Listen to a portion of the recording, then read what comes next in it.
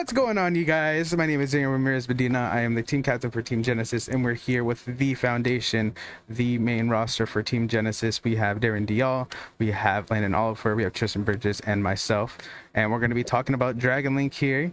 I know a lot of you guys had questions on why Darren thought that, people are playing Dragon Link wrong, how you guys can improve. And I know you guys saw, Tristan kind of taking a little hesitant from trying to debate too much in the debate. So now that we're away from that and we have some time, we're going to go ahead and start this discussion. Guys, how are you doing? And what's up? I'm good.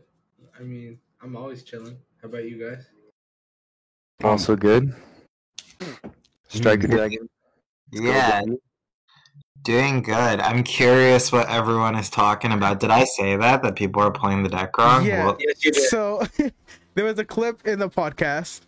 And yes, I think it was 2 days ago, or maybe it was yesterday. We went over the podcast, and earlier in the day today, I took some time to put the time zones. Or sorry, not the time zones, but there's certain parts in the podcast where I kind of took off as bloopers or main points to kind of put a funny summary where it's where one of us says something wrong or something, or somebody says something that's above and beyond, and that was one of the main points, honestly, was I think people are playing Dragon Link wrong. They're not playing it correctly, and that stuck out so much, bro. I literally got messaged dude, why is Darren calling us bad? What did we do? What are we doing wrong? We need to change it up. We need to learn. Learn. So I'm all right, cool. Let's settle down and let's go ahead and kind of get in depth. So without further ado, I'm going to show the list first of all, and then we're going to talk about deck choices, and then if anybody has anything, you guys can literally just let us know. For example, I'm saying Landon and Tristan, if you guys want to have a debate on whatever Darren says, just butt in, and then we'll just stop that part, and then we'll just go into it, go all out. So you guys can literally go all out. I mean, obviously, treat it as if we're actually debating, so they can try, but they won't succeed. All right, let's just get started. All 3 right. Noctovision. all right Was Was that Landon's laugh? No. Daddy. Landon, you can get started with your Noctovision theory. Alright, so my theory on 3 Nocto is that its second effect people don't know about, and it's just the best extender in your deck. It draws you a card. So I don't care if I'm clogging on it personally. So all the events that I played Dragon Link in, I did play 3. Aaron has persuaded me to cut 1 for a red mid, because you can summon it off of seals, and it's not horrible to draw because you can just summon it and then summon a tracer from your hand or wherever. Yeah, that's my stance on 3 Nocto at the moment. Oh, so you went back down to 2. I am back down to 2, but Do you I ever don't regret think it? 3 is wrong. Oh, I see. Okay. If I had the room, I would definitely play 3. Do you think 3 Nocto would be better if you played more Dragon Maid? No, not necessarily. Okay, I was just curious on that. The only problem with the chamber, the Dragon Maid package I see, like Darren said, going second with the cards, don't really do much. I guess, chamber's your only normal summon. You can send the Tidying off of Ravine if you even get that far. Yeah, Tidying is not the best to draw going second. But going first, it's one of the best cards in your deck. Just another seals that's pink, so... That's pink. All right. So I guess Darren, kind of explain why you think that 1 Tidings is better than playing 2 Tidings, because I know Landon has a different stance on that. I do too. I think there should be 2 traps. Okay, so no. Okay, so here's the theory. Okay, so the reason I said that people play the deck incorrectly or wrong is because it's exactly what Landon said. People clog too many of the same cards with this deck. And that's my biggest problem with it. And when I was talking about it on Sunday or whenever On the we did podcast, yeah. Yeah, when the podcast when we did that, the reason I said that people are playing it wrong is because they're not looking at like the roles of each of their cards and what they do. So like for example, when Landon is playing 3 Noctovision, right? When you look at, and this is like the same theory as to why I don't play World Legacy, is because when you look at a card like Noctovision and World Legacy, they only have one purpose and one purpose only. Mm-hmm. Is that in my opinion, they're a pseudo extender. So when I say like pseudo extender, that means like they're reliant on having like a specific condition in order for them to be extenders. And that's why they're not true extenders, right? They're pseudo. So like so when I say that, like my meaning behind that is like you have to, most of the times with the Dragon Link deck, your normal summon is very, very important, but at the same time, it's always a thing that gets stopped. So, like when you go normal summon Rocket Synchron, when you go normal summon Tracer, when you go normal summon Safer, whatever it is, normal summon Chamber, right? Like whenever you normal summon, that's the thing that's always getting stopped. So the way that I look at Dragon Link is that you need more than 2 pushes, because I think when you look at the format and the way that it's being played, is that generally speaking, like the top tier decks are putting up at least 2 disrupts. I mean, they might have more and it might be difficult to pass through at that point, but you do want to have more than 2 pushes. And a lot of times what people are doing is they're clogging their normal summons. So when people are saying like, you know, oh, should we play like 2 Dragon Maid or 2 Chamber Dragon Maid or 3 Chamber Dragon Maid, right? You're falling for what the deck is already weak to, which is being too reliant on its normal summon. Right? Mm-hmm. So you do not want to be reliant on your normal summon. You want your normal to be impactful. The whole theory behind the Dragon Link, and again, if you guys actually go listen to Patrick Hogan's interview on why he thinks Dragon Link is good, is because each of the cards replace one another, right? The problem with Chamber, Dragon Maid specifically, the reason why you don't want to play multiple is alone, it does nothing. If you guys want to play Hospitality, by all means go for it, but that's a brick, right? Mm-hmm. So you don't. Yeah. Oh, yeah. Sorry, I'm disagreeing with you. And you mean like Hospitality and like the second Tiding, right?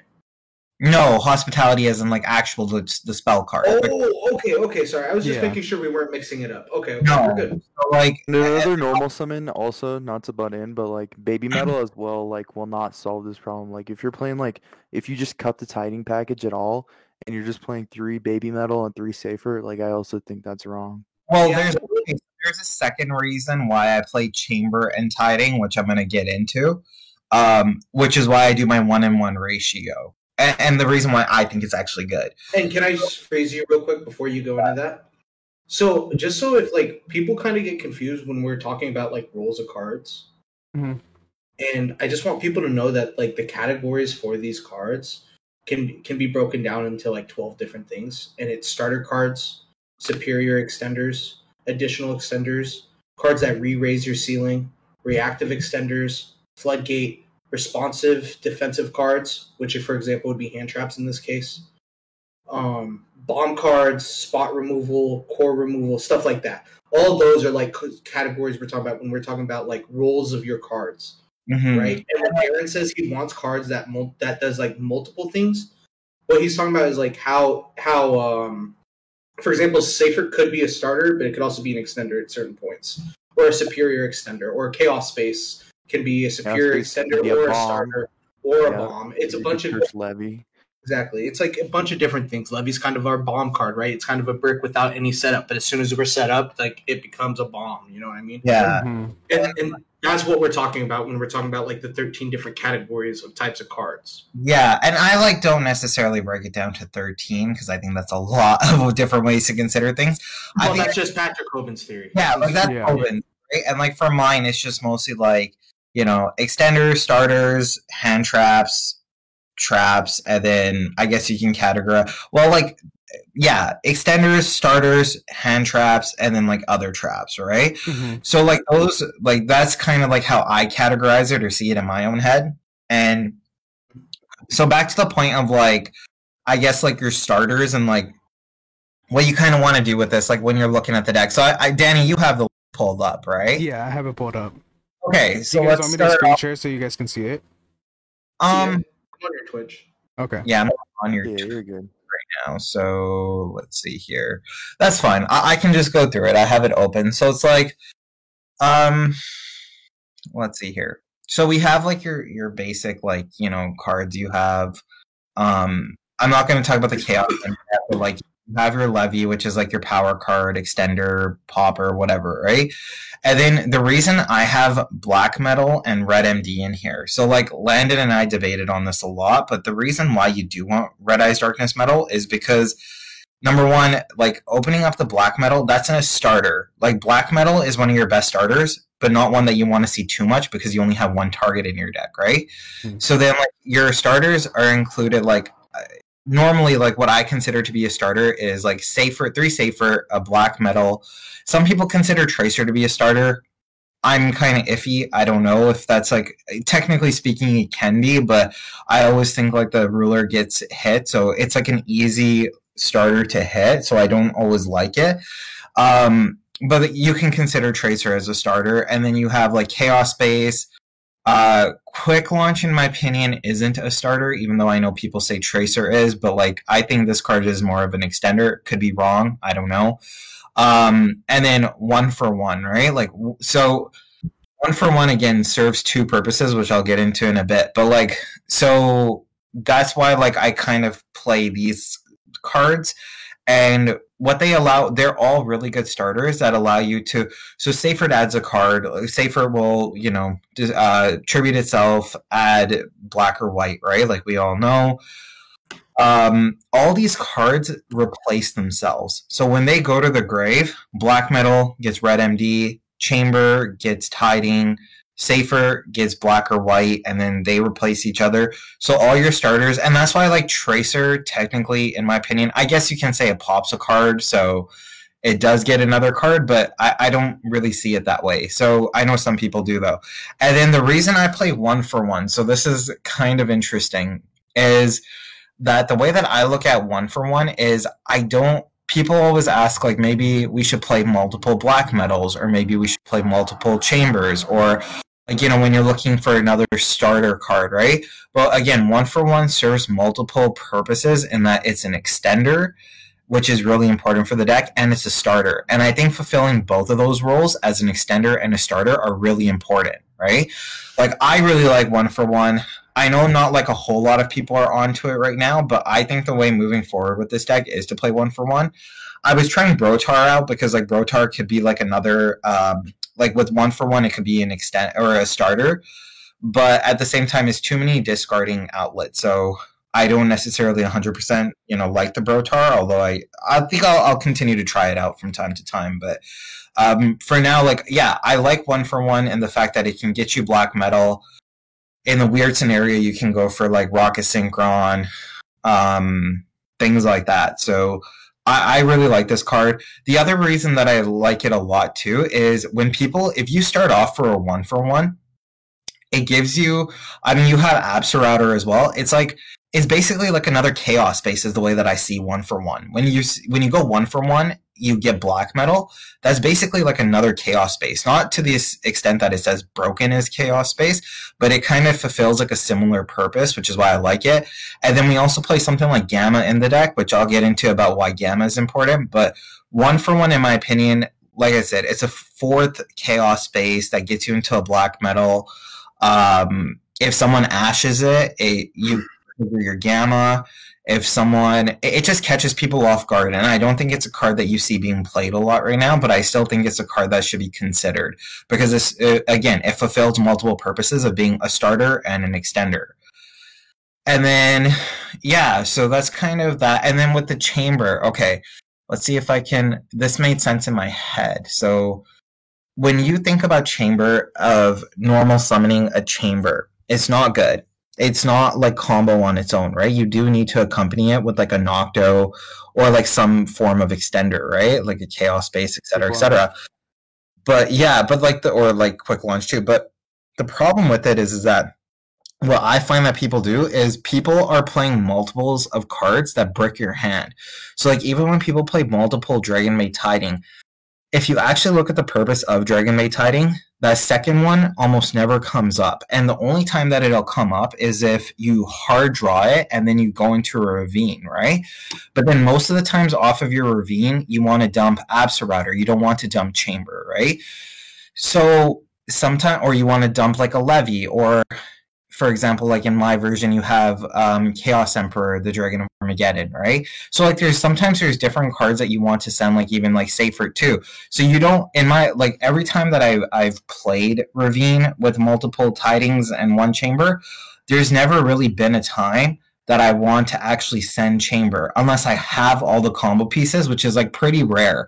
And it's more vulnerable to hand traps, and I just don't like it because, and again, like Nibiru, right? It plays into a nib. So my whole theory behind Dragon Maid Tiding and playing one of it is that if I normal summon the Chamber Dragon Maid, I can add it to my hand, and if I have an extender, I can continue. If I draw the Tiding by itself, that's okay because I can set it, still do my combo, right? I never want to open multiples of this card, and going second, I do not want to open Dragon Maid Tiding. It's like the worst card to draw. Even like Chamber is really bad to draw going second, right? Which is, again, a deck's weakness. The other play that I use this card for a lot is when I go, like sometimes what people, again, tend to do is they go like, so let's say if you have Seal, right? And then you can only go boot sector, summon out Tracer. And then you go Tracer effect, pop the boot, and you get a recharger. A lot of people like will go into Savage, and that's always a wrong play. Because if your Savage gets negated by like a Valor, Imperm, etc., you get no value out of that whatsoever. You basically have a 3,000, you have a Blue Eyes White Dragon on your field. That's what Savage is. So you never want to do that. You always want to go for the Chaos Ruler play instead, because it generates you, it'll get you it can get you like a recovery play in your grave. It just generates you a lot of advantage. It can get you one of your like different hand traps. It's a monster that comes back on the field that you can use for different purposes. So what I end up doing is I will have Seal, and then I'll go for like a Chaos Ruler. And let's say I sack out and I end up hitting like a Chaos Emperor, a Levy. What I'll do is I'll summon out the Levy or the Chaos Emp, and then I will link the Chaos Ruler and either the Levy or the Chaos Emperor Dragon or whatever extender that I have into an IP.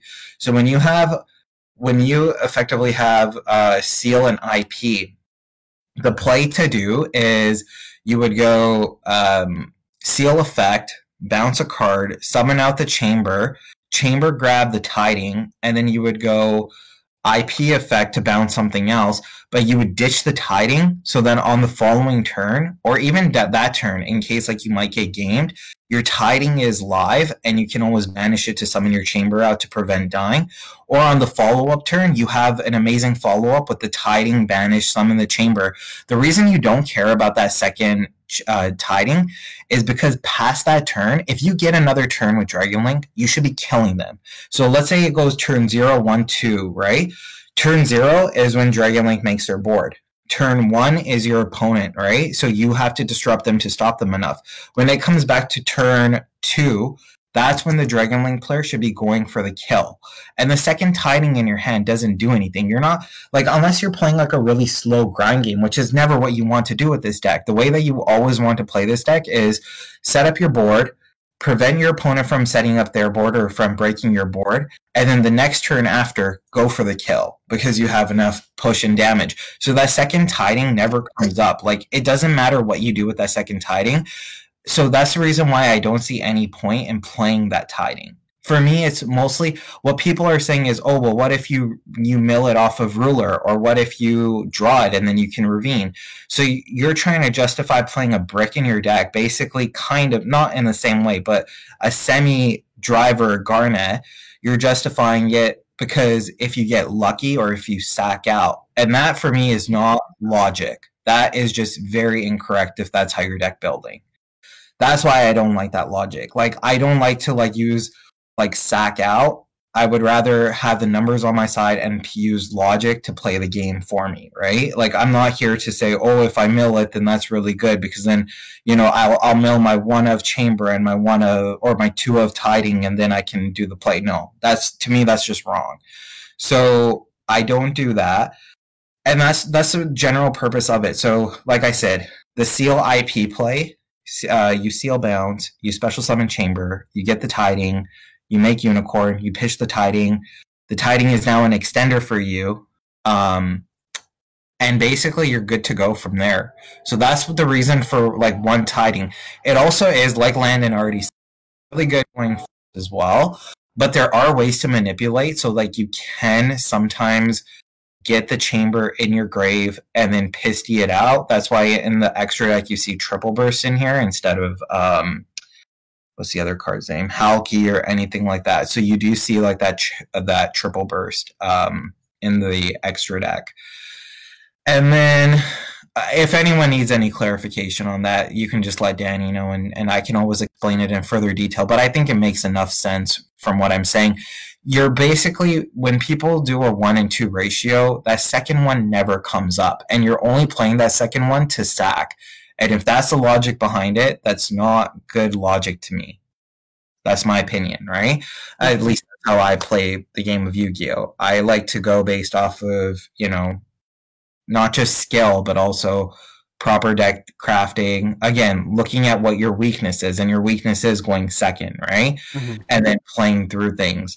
And I just don't see in any way that the second tiding helps. Like, I can't see. There's only like one situation, which is when you're grinding. And if you are in that grind state, you're probably not winning that game, because Dragon Link, as much as, and this is where I said that people are playing this deck wrong. People think that this is like a slow deck that they can go seal pass. Like, that's so wrong in my opinion. You should not be just looking to go seal pass. Like, sometimes, like, fine, if you get hand trapped, if you get 2 hand trapped or 3 hand trapped, then I can understand going seal pass. But if you don't get hand trapped and you're just going seal pass, like, you are not, like, playing the role of your deck. Like, your deck, you're not maximizing value. Yeah, exactly. Yeah. And like, I know a lot of like popular players have said like, oh, this is like a mid-range deck now, right? Yeah, it is, but at the same time, it's still a combo. It still is a semi-combo deck, right? And like, it can push through a lot. The reason we like Dragon Link and the reason why it's such a good deck is it plays through some of those lower impact hand traps like Valor, Ash, Imperm, like those lower impact hand traps, it can still play through. So why would you limit your deck to just going seal pass? And that's what I never understand. And when people are building their deck playing multiple chambers or playing multiple tidings or multiple Nocto visions, like, you are clogging your hands up with cards that are repetitive. And even off of your Chaos Ruler mill, you're basically just having like multiple Nocto visions go to your grave that don't do anything. Like, by now, almost everyone should know that second effect of Nocto, and it just doesn't really come up as much as I think people. Because if anyone's playing back row removal against you, like, nobody should. Yeah, exactly. To be fair, in like the 4 or 5 matches that we've played, I've had opponents target a back row and use the effect of Nocta. And it's won me games. Like, I played a money match versus Virtual World, and he summoned a Break Sword, and he still tried to pop my set, and I just chained Nocto. I think it also, it doesn't come up as like back row removal, but it comes up more of like people are making like Phoenix or Unicorn to try to target and try and bait it out too, right? Like, and like, when people don't know about that effect, right? But like, now the deck has been out for a long enough time, and like, if you're versing like, better players, I would hope that they know that. And the thing is you still have 2. It's just that you want to. This is a word that Tristan always likes: diversify. You want to diversify your. Sounds like you like that word, bro. Damon does like that word. My words, bro. Like, you want to diversify your hand, which is when you look at the hand traps too.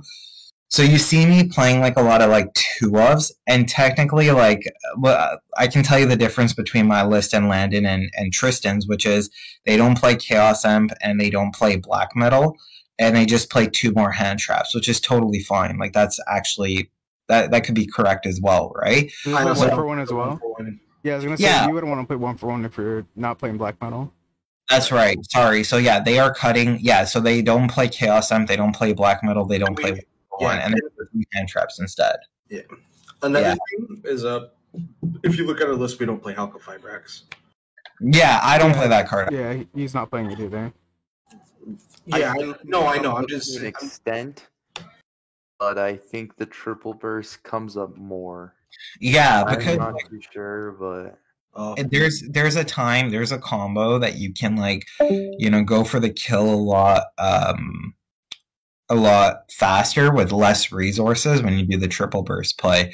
Otherwise, if you don't play triple burst, you need an extra extender, and that's where it can get difficult to go for a kill sometimes. or like you said, there's plays where you go like ravine if you already have everything, and you just go ravine, dump like a safer to search levy, or you just go ravine, dump a chamber to search your tiding. Exactly. That combo. Yeah. It's cool. Exactly. And I think you can play like multiple. I think what Landon you guys are doing is they're playing 3 nib and then 2 droll in the main deck, which is actually good.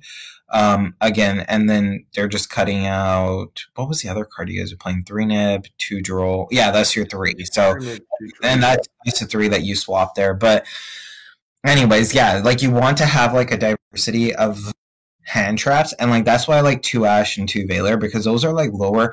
Ash is versatile, but it's low impact against every deck, right? So that's why, and it's not a light or a dark, it's a fire. So that's why I don't mind playing 2 of it. Same with Valor. Like Valor's good sometimes, not all the time in all matchups. Against Drytron, I don't think it does a whole lot, but maybe now it might be able to. But yeah, I just don't really like. I like having those cards as options that you could hit off of your Chaos Ruler, but you just want to have different cards. And I think when you look at the way like people are building their decks and they're playing like 3 of cards in decks, like to be honest with you, I don't even agree with 3 Rocket Tracer, and that is something that I'm going to cut, because when you look at Rocket Tracer and how many ways you can get to a Rocket Tracer, you have Quick Launch, Ravine. Any 2 dragons will get you into a ravine, which will get you into a tracer. Like, there's so many ways that you can get into a tracer outside, and then you can just hard draw it too, and then you can Chaos Ruler at it. Like, there's endless amount of ways you can. But my argument to this is that like without tracer in your deck is literally just like Seal's Pass. Yeah, but that's the thing. We're still playing. You want to like increase your, even though it is 1 and it's only going to be like a couple of percentages. Like, you just want to maximize on the best card in your deck. Well, see, and that's where I differ. I don't know. Like, Tracer is a good card if you were to call it the best card. I mean, it's a necessary card, absolutely. But then, like, if you look at it, and then when you clog another weakness of this deck is when you clog your rockets in your hand. And that's also another thing that I don't like is when I clog my rockets. So playing 2 rocket, and when you look at how accessible it is in your deck, even like safer like can add it, right? So you have so many ways to get to a rocket tracer.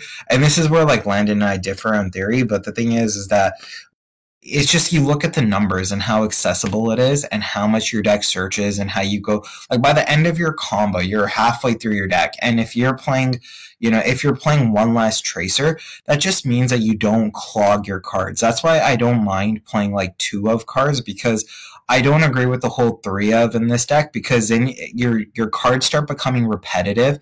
And for cards that are already hard once per turns, like Nocto Vision, Safer, Tracer, those cards are hard once per turn. You don't need to have draw multiples of them in your hand, because one of the weaknesses in your deck with this deck is that you can clog too many of the same cards, right? Or cards that don't work in conjunction with one another.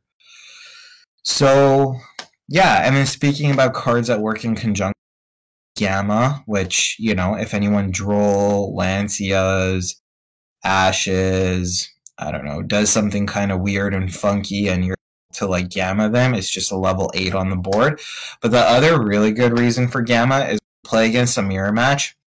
And if you do hand trap them enough and then they just go like Gamma in the mirror match, you just want to hold the card. You don't want to like hit anything, because you don't really want to get talented, and you don't want to hit something that's like low impact. Like sometimes, if they go tracer effect and there's only like a tracer and a seal on the board, then okay, it makes sense. You can hit that tracer and Gamma it. But let's say if they just like you hand trap them enough, let's say you droll them and then you have Gamma in your hand, right? And they make a seals and pass. All you have to do is, normal summon. They're going to obviously bounce with their seal. And then seal has that mandatory second effect that you have to special summon from the deck. When you have no cards on your field, Gamma just becomes the best card ever, because you chain the Gamma, you special summon it and the driver, and that's essentially a free Chaos Ruler right there. So that's the reason why like Gamma is really, really good, is that it shines in that matchup. It's good going second against every deck. It's the most versatile hand trap outside of Ash Blossom, but Gamma does. Right? Yeah, it's a light as well. It just does a lot more and like encompasses a much like in formats that you would want to play like Gamma and Valor, or sorry, not Gamma and Valor, Ogre and Valor. Like Gamma is literally Valor and Ghost Ogre put together into one. You have to play. It could just be a blowout. Yeah, you have to play one brick because of it, but who cares? Like, you look at the impact that it has on certain decks. I mean, OCG has this card hit for a reason. And it's like, OCG hits like those hand traps that, you know, I mean, they don't hit Max C, but they'll hit Gamma to 1. So, something like, because like, it is high impact. It's a free monster, but this deck is synergizes so much. It's just a mistake not to play Gamma, in my opinion. Yeah, and especially in this deck that like you utilize light and darks too, right? Like worst case scenario, you can discard for Ravine and then or off a Chaos Space, and it's just a perfect sender at that point. Exactly. And then my last card that I'll talk about in the main deck is, you know, last but not least, definitely Chaos Emperor. So I'm always a fan of this card, but then sometimes it comes and goes out of my too. But the reason I always like this card, again, multiple roles. When you look at what this card does, it's a recovery card and an extender put together into one. And that's what I like about this card a lot, and what this deck doesn't have a lot of. I mean, they have recovery in the form of Chaos Space, like the Tiding play to get back to Chamber. What else? Normal Summon Rocket Synchron, bring back one. Chaos Ruler is another recovery. Well, not recovery, but it can come back as well. But when you look at like Chaos Emperor's Dragon and what this card allows you to do, and on top of that, it can just randomly break boards out of nowhere by paying half your life points, sending cards on your field to the graveyard, and then sending your opponents.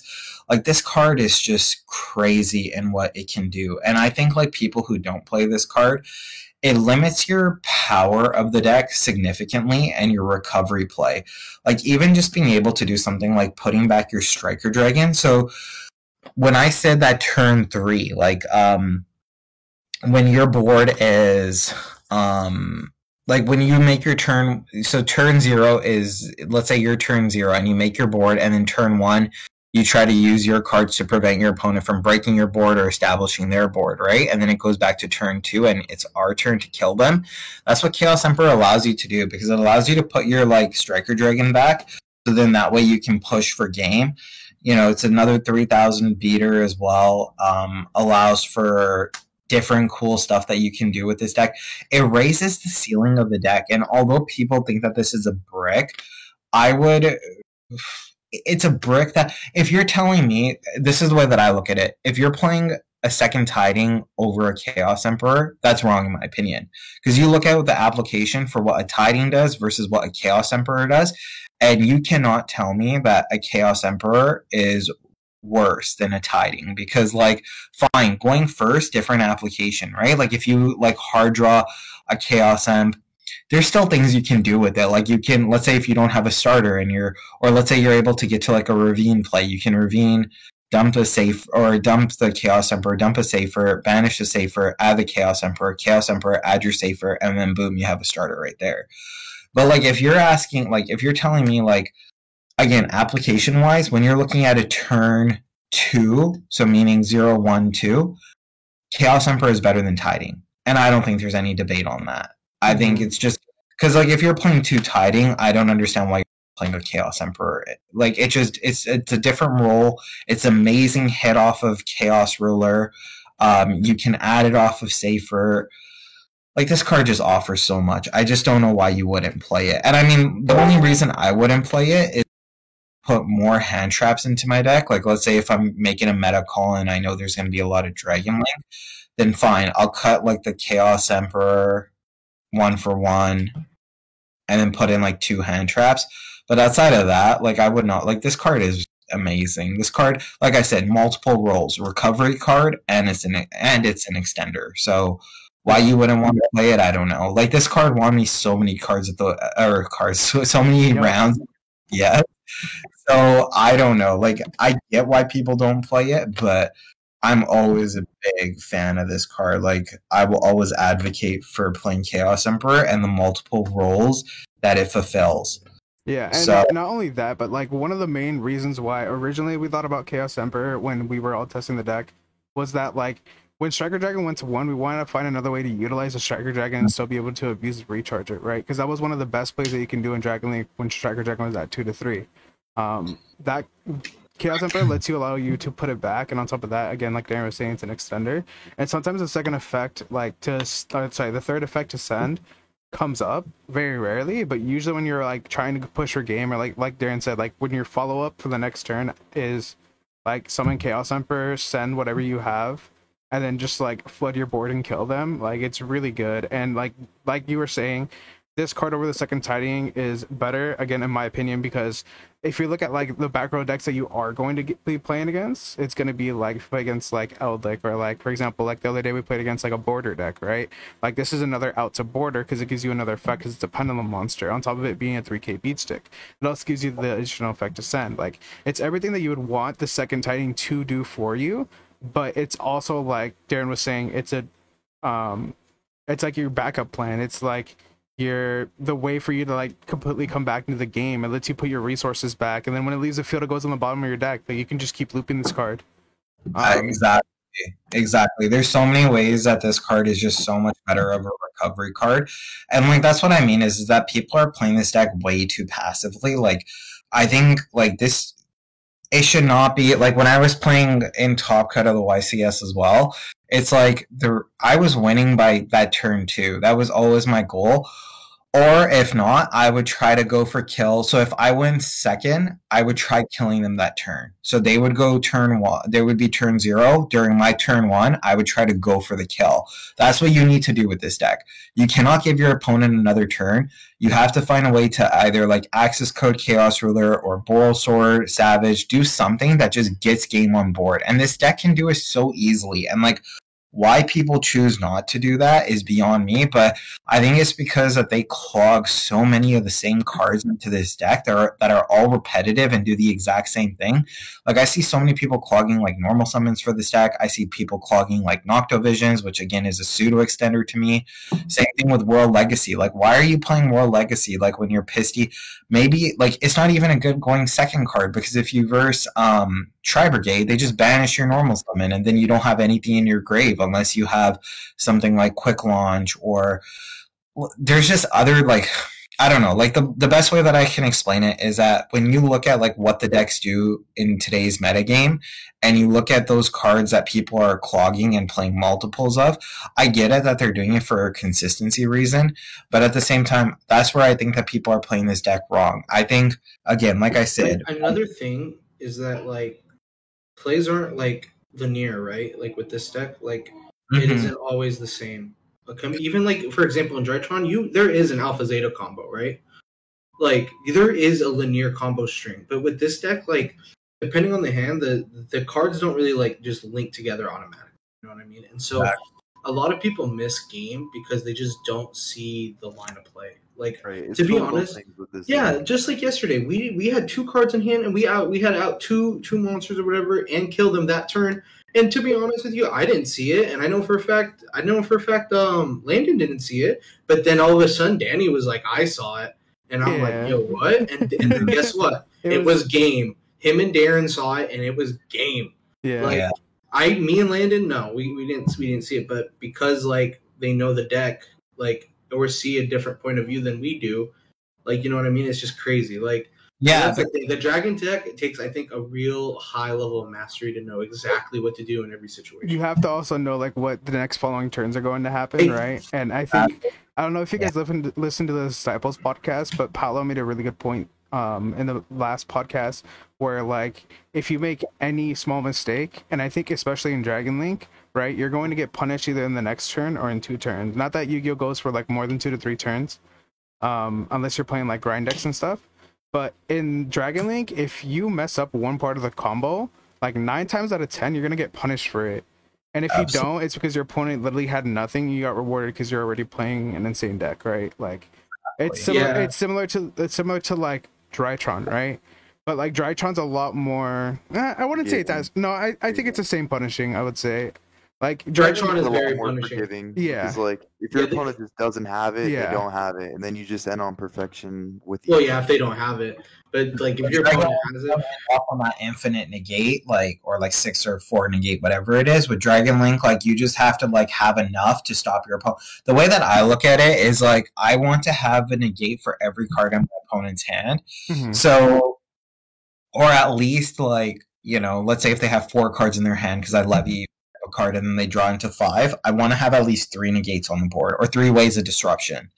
So that's why like I value my hand traps like Valor and Nibiru as ways to be a disruption that I can search off the Chaos Ruler. I want like a Hot Red, which would be the second, and then a Seal, or like even an IP and a Seal. Like you want to have typically when you end your board, depending again, and even when you get hand trapped, just keep like the way that I play this deck is I count. I just try to count always, and I'd be like, okay, so they have 3 cards in their hand. I need to have like at least 1 to 2 negates or disruptions that I can disrupt them with, and if they have to pray that they have an extender or something, right? Otherwise my recovery play is just going to be too overwhelming for them. That's what I like. Even when I coach like Tristan guys when they play this deck, I always say that is like my number one thing that I always say is like, okay, we have a recovery play, because that's what you always need with this deck. Like keeping Ravine up is very important as a recovery play. Having Chaos Ruler in your graveyard is important for a recovery play, because that'll give you like the whole access code Chaos Ruler OTK. Like you always want to make sure that what's your recovery? Sacred is a recovery. I also don't understand why people are just going like when people don't, and then they just go. People what? Sorry, you cut out. Sorry. So like I don't understand when people go Seal, summon. So let's say if they just have a Seal on the board, right? Mhm. And then they'll go Seal effect to bounce something, and then they'll special summon out Chamber to add the trap. Like what does that accomplish? Like it accomplishes you like 1 card in your hand. Like people's Seals are not impactful either. And then that's where I feel like, but that's where like the skill ceiling I think is, right? Like the Mhm. thing is you constantly have to know your role. yeah, You constantly have to know, like, and I mean like the role in the game, like what you need. And then the other thing that you also need to do is, like you said, Aaron, like the really important thing is like the follow up, right? Like a Yeah. lot of people they think that they need to blow their fucking load, or they don't need to put enough, and that's the issue. That's where you can gauge like the skill level of the dragon player, because like the bad ones will say, okay, I'm gonna just chill with Seal, or they're just like, okay, here's all the cards I have, and then I'm gonna summon a card like Sacred off my thing, and I don't even have a levy or anything to recur it. I just summoned it to summon it. You know what I mean? Like there's not purpose. I remember playing. I think this was like 3 or 4 nights before Top Cut in the YCS, and I was playing against Danny, and he was playing Salad, and I was getting so frustrated because I was like, oh, like what's going on, right? Like how come I keep losing to some Salad? And even though I didn't play any Salad in Top Cut, I thought the reason why it was really good is because Salad is a deck that if you don't kill them that turn, they will just come back and just beat you every time. Yeah. So then I started watching the replays, and I was like, why did I play so conservatively? Like I should have like pushed harder. Yep. And then afterwards, when I learned the line of plays, how to go for game, then it just stuck in my head, and I was like, that's what I have to do. I have to always find my way to game, right? No matter what. Like if he has it because he already had a recovery in his graveyard anyways. Because like that's what a mid-range deck does, right? They have recovery in their deck. So I was like, I have to learn how to go for game with this deck, right? And that's where like things like Chaos Emperor came up. Levy's second effect, or not second, which effect is this? The light one. The first effect to special summon one All the effects, in your graveyard. Yeah. Like that card is like, that effect is really important, getting 3 lights in your graveyard so that you can use this reborn effect. Like that effect is very, very relevant. Yeah, just like a whole bunch of these like effects are like, this is what helps you push for game, and like always try to find your way to go for game. Like again, the way that you think about this deck, game 1, have enough disrupts. Or not game 1, sorry, turn 0. Turn 0, have enough disrupts. in their turn 1, you want to disrupt them enough, and then turn 2, You also want to know what you want to negate as well. Yes, you don't that's want to just super like important, throw too. your seals at dumb stuff. Like yeah, if they go normal summon cat, you don't wait. Like yeah, bounce it back. exactly, yeah. And like, you know, there's a lot of people who are like, again, if you go into like the counter plays of well, that's why I think Gamma is really good. Like when your normal summon gets bounced anyways, like you reveal a Gamma on the seal mandatory effect, but that's a conversation for another day. But yeah, this is the deck in a nutshell, and this is why I think that people aren't playing the deck correctly. People are playing this deck too slow, but they should remember that this is still like a fast deck. Fine, not all my card choices are probably accurate. Like people will debate with me on Chaos Emperor, I'm sure. Mhm. People will probably debate with me on playing a second tiding. Sure, people might debate on a 1-for-1. Fine, but ultimately, the reasons that I'm giving are what I believe, and this is like what I was saying too, is that like if you believe that something is really good, and if you have facts to back it up, don't just go with what the meta is telling you. Do what you actually believe in. And this is something that I strongly do believe in, right? I do believe that 1-for-1 is a card that is not seeing play when it should, right? Like people should not be playing multiple black metals because that's bad. People should be looking for different cards that serve different roles and purposes, right? So if you have good logic behind it, like for example, even playing 1 tiding, right? Like people might say, "Oh, you're crazy for this," right? No, I don't think I'm crazy. I think it's different. I think when you look at Yu-Gi-Oh back in the day, when people played 1 Garnet with 3 Brilliant Fusion, people said that was crazy too, right? Mm-hmm. So I think that's just what it is. I'm doing something that makes, deck build, like people who build decks, uncomfortable. I'm doing something that defines what people say, which is right now you have to play 3 ofs in your deck for wanting to see it. That's not really how I think about it. If I want to see a card, I'll play 3 of it, like a Safer, for example, right? But Safer fulfills multiple roles. And for like a card like Tracer, I don't mind playing 2 of it because number 1 is searchable. There's lots of ways to get to it in my deck. And then the other thing is that like I don't want to clog it, right? If there's a card that I don't mind seeing multiples of, I will play like 3 of it. But if I only want to see like 1 of a card, like something like Tracer, if I only want to see 1 Tracer, because you can't boot out 2 Tracers, right? So I don't mind playing a Tracer down to 2, in my opinion. Yeah. Real quick, because I know one of our chatters missed this, but can you explain why we decided to cut needle fiber? I mean, besides like triple burst, like was it just not powerful enough? Was triple burst just like a better option? Yeah. So Halki is good for like a few reasons, but then the one in particular is when you do the Gamma play. So let's say like let's see. You chaos space and then you Gamma. Yeah, if you chaos space and then they droll or ash you and then you make Gamma and summon driver instead of going into a instead of going into a chaos ruler, you go into a needle fiber instead, summon out a rocket synchron, and then summon out that black or white, whichever one you added off the chaos space, and then you can go and make a Appaloosa, right? So like that's the reason why, like in theory, like I don't know, that technically it's okay needle fiber, and then also when you play something like Unicorn, it's okay as well. But the whole problem with it is that if it gets hand trapped, like it doesn't come up enough to warrant wanting to play it, right? That's my opinion. I think the triple burst play comes up a bit more because it has more synergy with the deck. When you look at the Halki play, it doesn't have a whole lot of synergy. What if you draw like a whole bunch of hand traps and you can normal summon maybe one of your Ashes or Veilers, but I'm playing 2 of those anyway, so I don't think that's going to happen. And it's not really optimal, and if it's hand trapped, you just lose. So I personally don't like that play. I like the triple burst play better. I mean, I don't think it's wrong. I've lost a couple games because I didn't have Halki, but if you're talking about like which one are you going to summon more, then I do think it'll probably be triple burst, like in a 9-round event. And again, when you look at because Halki isn't part of your main, right? And then if you look at going second, which is always the main issue, and having to go for game, triple burst helps you go for game because There's a way to go triple burst Pisty, summon out something. You can summon out a Striker Dragon, Striker pop the Pisty, add a rocket back to your hand, use the triple burst and the Striker Dragon to go for access code, pump it up, do something, go for game, right? Like there's always like plays like that.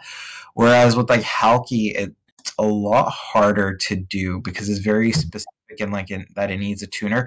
And the fact that Tracer, because a lot of times what you have to do when you go second as well is use Tracer's effect pretty early on. Like you have to use it pretty early, which locks you into darks.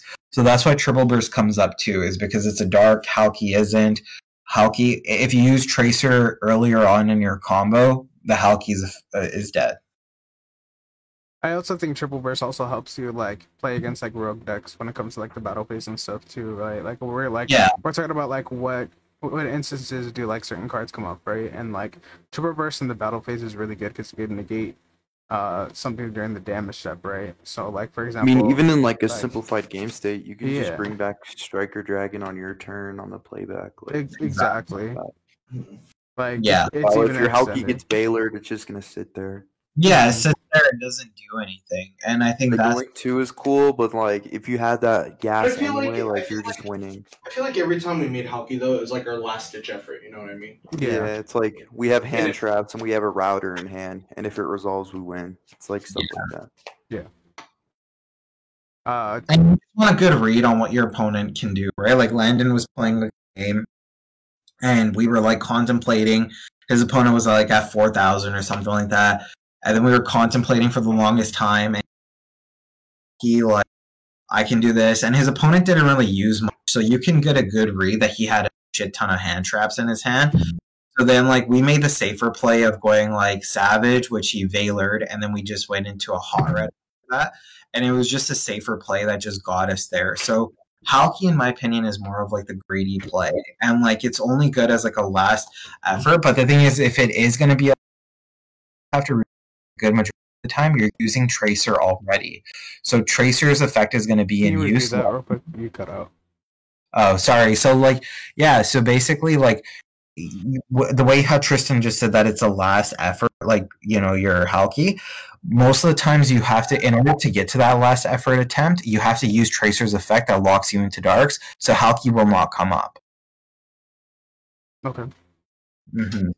Chat, does anybody have any questions? Or Landon, Tristan, do you guys have anything you want to rebuttal on anything Darren said that you guys want to feel is like your personal opinion?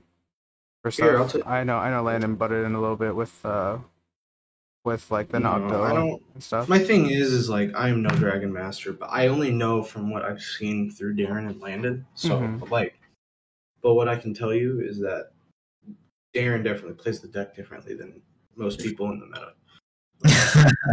And I'm not saying it's a bad thing. I'm not saying that at all. No, I'm just saying, and that's what I'm saying is I think that like Darren's approach is very good because he's not doing what everyone's doing. He's doing the next level thing, which is building his deck to beat what everyone else is doing.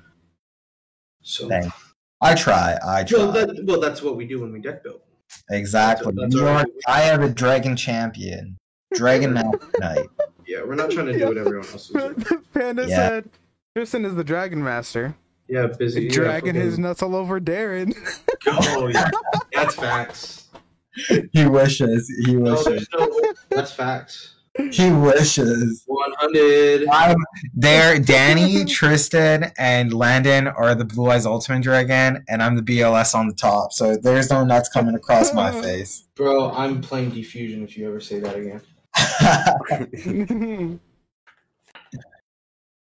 Yeah. Chad, do you guys have any questions? Any last minute thoughts? Anything you guys want to have questions? Yeah, if they have questions. I know they were asking about the side deck, but I told them that you should change your side deck for whatever event you're preparing for. The side deck is just an example for you. Oh, yeah. I think the side deck is a pretty big topic about talent or crossout or rivalry. Mm-hmm. Oh, yeah. We discussed it that definitely crossout isn't the way, but like that's what we can do. Really? That's another day, but no. In Dragon Link, right? In Dragon Link, right? In Dragon Link, yes. Baby, let's talk about Dragon Link.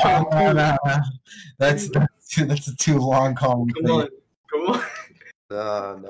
No, you know You what? want to bring that out of me, bro. We can have a sec. If you guys want, we could have a discussion about side deck, for like tomorrow if you guys want to, and we can just like kind of go over like that, because I know that's a huge topic that we could So do. what do they want to know about the side deck? Like specifically in Dragon, if they want. Yeah, well, they specifically asked if anything can Yeah, replace a lightning storm. Hey, Denny Vu. Yeah. Oh, what's up, Danny? Hey, Denny, Droplet. I can answer why you don't want Droplet. It's Storm because is Tri-Brigade hate. we're not letting them build a board. We're trying to prevent boards, and that's why you see such a massive amounts of hand traps. Or what we're doing with the hand traps is we're just limiting what they make. Which You know what I again, My thing about Droplet is that Droplet is so expensive. Like, you need every card in your hand. Not price, not price, not it's not expensive price to wise. play. Not Like, expensive to play. Like, you have to like- send cards from your hand. every If time you're sending spell cards, I hate you. But if you're sending spell cards, like, you're not getting the good effect of Droplet. You Yeah, know what I'm Landon's saying? rich, bro. He's not talking about money. I was gonna say, bro.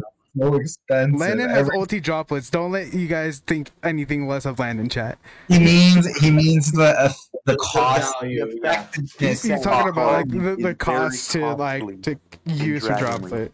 Especially in Dragon, because I think the only card that like immediately gets value off of Droplet is Absolrado, right? Abzo. Yeah, that's rough. And Exactly. it turns on your synchro normal summon. That's cool. And it's not light or dark, so you don't You're want to. right. Yeah, I mean, my main problem is that like you do have a lot of good spells that you can send it with, but like that's not the good effect of Droplet. Like that's not why you're playing the card. Going Yeah. it to negate monster effect. And it's all a meta. But again, it's a meta thing, right? If Drytron wasn't around, sure, I could see the reasoning for doing that. But Drytron's around. Why would you play Board Breaker? I think I said that last video too. Mhm. That like you're not going to play Board Breakers when Drytron is a thing, and they can just go 6 negates. So, yeah, Right, you have to prevent it. It's Yeah. like similar to why you guys don't play Dark Ruler, right? exactly. Yeah, I don't think Dark Ruler is wrong though, because you can Dark Ruler the Apo. But I mean, like you're still depending on like that revolt doesn't kill you. Yeah. Sure. Any Yeah. other questions from chat? Anybody have any last minute thoughts? I mean, we're awake. And it's like, yeah, do your thing when it comes to deck. Unlock theory behind it again, and that's what I said last video too. If you think something makes sense to you, go for it and do it, because I'll tell you right now, there's no one way of playing this deck. That's why I love this deck. There's so many different ways of playing this deck. I've seen a 50 deck card win. I've seen 60 with this deck win. There are, like, I will debate with you about why those are, but there are ways that you can, different ways of playing this deck. So for me, this is the best way of playing the deck. You right, Cam? 1 for 1 is cute. Yeah, I think it is too. Yeah. All right, chat. That's going to be the end of the video. Thank you guys for watching. For you guys on YouTube, make sure you guys like, comment, subscribe. If you guys want to, check out our Discord. Link will be down below for the Genesis Discord. You guys will also be able to check out my Twitch live here at twitch.tv/JRamirezMedina. If you guys ever want to catch us live, we stream Yu-Gi-Oh! Every single day. We all try to get better together here. If you guys are interested in my coaching sessions or in anything else, feel free to ask me or message me. All my links on my social medias are on my link tree. Other than that, thank you, the foundation, all the homies.